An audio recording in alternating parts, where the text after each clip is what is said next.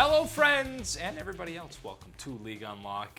Eric and Mark here with you guys. And it is time for some global power rankings. A whole lot of shifting and movement going on this week, specifically because of the LCK and the absolute madhouse that it is, with pretty much all your top teams losing a game. So, yeah, there's a lot of shifting going on. And we've got two teams making their season debut on the list. Oh yeah, lots of fancy shuffling going on here in the global power rankings, and then you're right.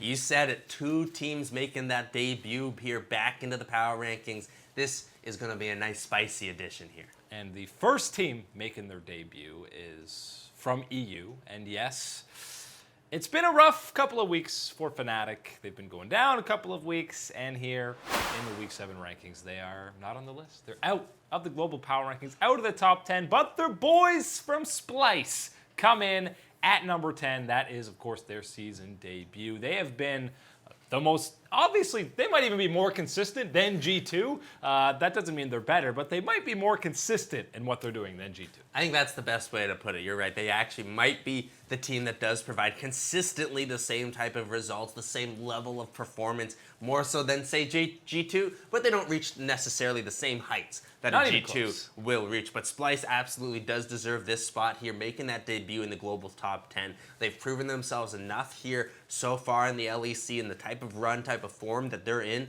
that I feel comfortable putting them in here at that number 10 spot, make that debut.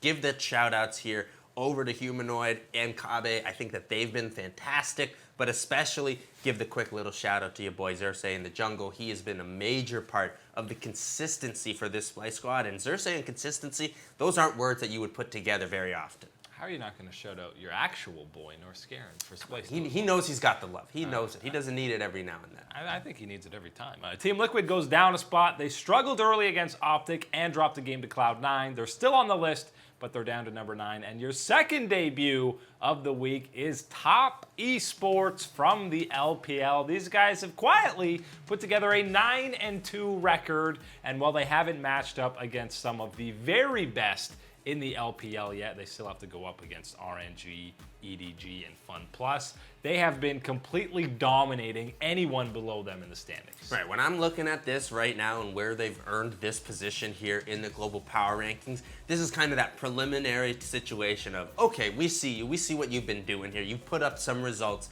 and now this is a situation here where they are in the power rankings to keep an eye on in the next couple of weeks, because as you said, they are going to have this schedule coming up here where they will be facing off against the likes of Doing B and FunPlus Phoenix, Uzi and RNG, and the rest of the top dogs here in the LPL. So you're really going to see that elite level test here for this top esports squad. And hey, the way that they're rolling through right now, the way that, of course, Knight is carrying you in that mid lane, this is exactly what you want to be going up against these top dog teams and try to prove yourself. Top deserves this spot here in the power rankings. And if they keep winning against some of those better teams, then they're only going to fly higher on the global power rankings. Next up on the list, a couple of LCK squads that really, they moved up. They didn't have great weeks by any means. Sandbox didn't even win a series, and they're moving up a bunch of spots, but they were very competitive. It was an absolutely insane series with one of the other top teams, the top team in the LCK right now, and Gen G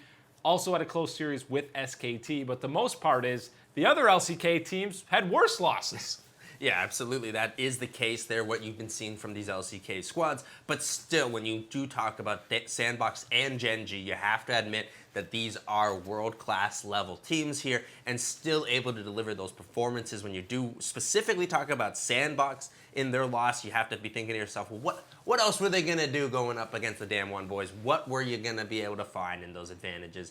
Not too much. Yeah, and listen, a lot of teams can't go toe-to-toe with Damn One right now. They've been completely destroying everybody, and with all the teams rising in the LCK, people kind of sleeping on Sandbox a little bit because they don't necessarily have that star power associated with them, but they are still looking like a top team in Korea right now. We go on to the top 5, where we have someone returning to the top 10. They haven't been there in, now I'm going to say about since week 1 was the last time we were talking about SKT on these global power rankings. They finally got to go head-to-head against some of the big boys in the LCK, and I think it's safe to say they delivered, Mark. Oh, yeah, safe to say completely delivered in full here on what you'd been waiting for. This is the SKT team. We'd been talking to them, waiting for this squad to really show us what we had been seeing in the spring split, what we had seen towards the end of MSI, and then you get this bit of a slump here. You go on that 5-match losing streak,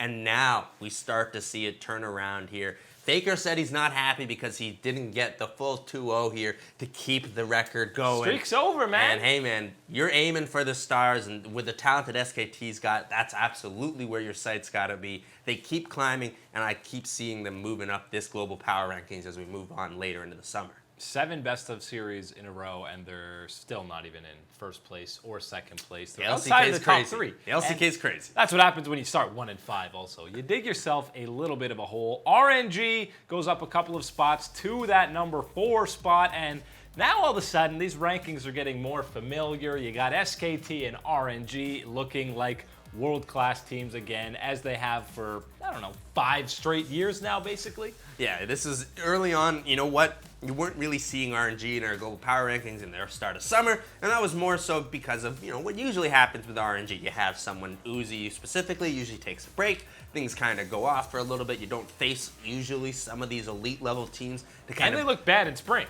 Right, and exactly, they didn't have the strongest of springs in the RNG name, so you didn't think all that highly coming into here and needed to see some more results. Well, the results have started to come in here for the RNG squad, and the eyeball test, specifically watching these games, watching the performances of these individual players, they're passing it with flying colors right now. This is an RNG team that is in form, and man, RNG in form, that is one of the scariest things in China right now because, man, when they're rolling, there is nobody ready to stop them. Yeah, 9-1 so far in summer. That only loss coming to Fun plus Phoenix, and they have, some games haven't been perfectly clean, but that's kind of just the LPL special. They have been dominant for the most part and really destroyed the competition, specifically anyone that's going to be lower than them. The top 3 here, it's the same as last week. This is the only thing that didn't change on the power rankings this week is the top 3. All of them went undefeated, combined 6-0 record. Love to see that here from the top powers, and this is what you talk about in this power ranking list is that, yes, you've got a lot of these really strong teams all around the globe here, but at the very top, at the very upper echelon here, they are solidified teams that are in the absolute peak of form and performance right now. Damwon, Fun plus Phoenix, and G2 have been phenomenal in the way that they've been able to play, the consistency day to day that they've been able to bring out onto the Rift. These aren't matches where, oh man, this looks like they're going to lose the streak here. These are consistent performances, and these are your top dogs in the world. Yeah, and if we're talking about G2 specifically at that number 1 spot, they didn't have the hardest competition this week. Usually you would talk about Origin as, they played against them in the finals. In spring it was. But hasn't been the case here in summer. G2, it was just another run-of-the-mill series for them, a run-of-the-mill weekend. They got some crazy picks. They're even, dabbling in the actual meta with a little Corky Azir. It's Corky mid. This is pretty boring as far as G2 goes. Yasuo bot, sure, and Annie top, but okay. But yeah, so back-to-back Yasuo bots for Perks, and back-to-back 80 carries in the mid lane for Caps.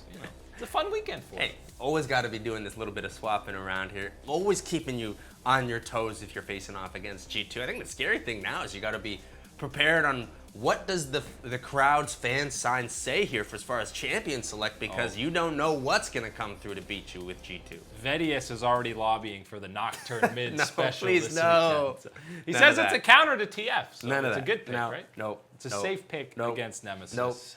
Nope. But Fnatic and G2 get going this weekend on the second day of action in the LEC, so it looks like another way for G2 to prove that they are, in fact, not only the best team in Europe, but the best team on the entire planet.